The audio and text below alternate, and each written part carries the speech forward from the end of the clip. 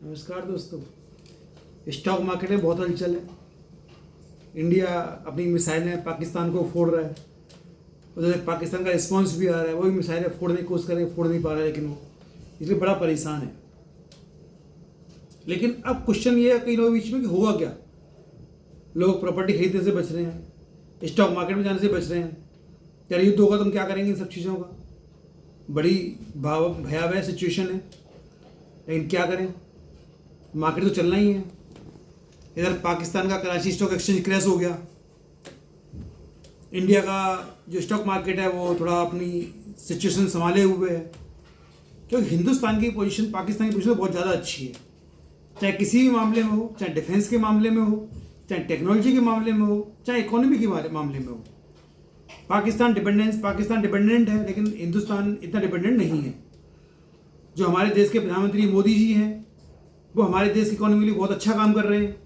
उन्हें कूटनीतिक रिश्ते इतने अच्छे हैं कि आज उन्होंने पाकिस्तान को पूरे देश से अलग थलग कर दिया है। लेकिन अगर हम पाकिस्तान की बात करें, वो केवल भीख मांगने पे ही मजबूर है और कुछ कर नहीं रहा है। अभी युद्ध तो शुरू भी नहीं हुआ, केवल स्टार्टिंग हुई है। इस स्टार्टिंग में उसका कराची स्टॉक एक्सचेंज एकदम टूट के बिखर गया। आज तो स्थिति ये हो गई है कि उनको ट्रेडिंग ही रोकनी पड़ी, क्योंकि लगातार वो गिरता ही जा रहा था, तो आज उन्होंने उसकी ट्रेडिंग रोक दी। अब सोचिए, अभी तो कुछ भी नहीं हुआ है, तब उनके स्टॉक मार्केट की ये हालत है।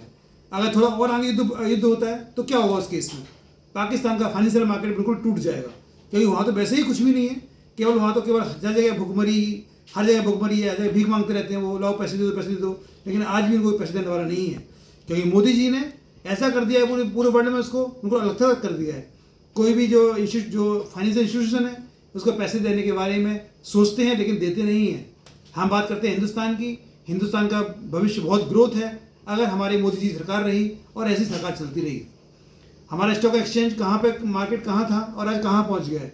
इतनी भयावह स्थिति में भी वो गिरने के लिए तैयार नहीं है, और गिरेगा भी नहीं, क्योंकि हमारी देश की जो बड़ी कंपनी है, इंस्टीट्यूशन है, इतना अच्छा काम कर रहे हैं, कुछ कहने की नहीं है।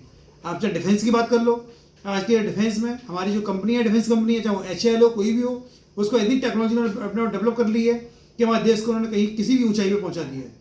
लेकिन हाँ, पाकिस्तान की बात करते हैं, वो तो चाइना जैसे देशों पर भी डिपेंडेंट है। उनको अगर वो बना के देता है तो वो रख लेते हैं, नहीं बना के देता तो छोड़ देते हैं उठा के। उनके पास कुछ भी नहीं करने के लिए, उनके पास कोई कंट्रोल नहीं है। लेकिन हमारे देश के प्रधानमंत्री मोदी जी की वजह से हमारे ऊपर बहुत सारा कंट्रोल है। डिफेंस भी अपनी जगह बहुत अच्छी तरह चल रहा है, और बाकी चीज़ें भी बहुत अच्छी तरह से काम कर रही हैं।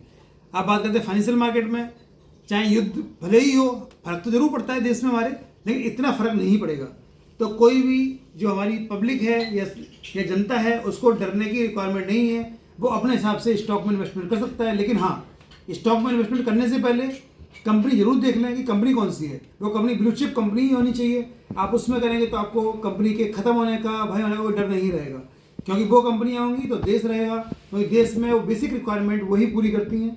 तो इसलिए आपको किसी भी स्थिति में डरने की रिक्वायरमेंट नहीं है। आप यथावत जो कर रहे हैं आप वो करते रहें, और कोई भी जानकारी चाहिए तो आप संपर्क कर सकते हैं। बहुत बहुत धन्यवाद।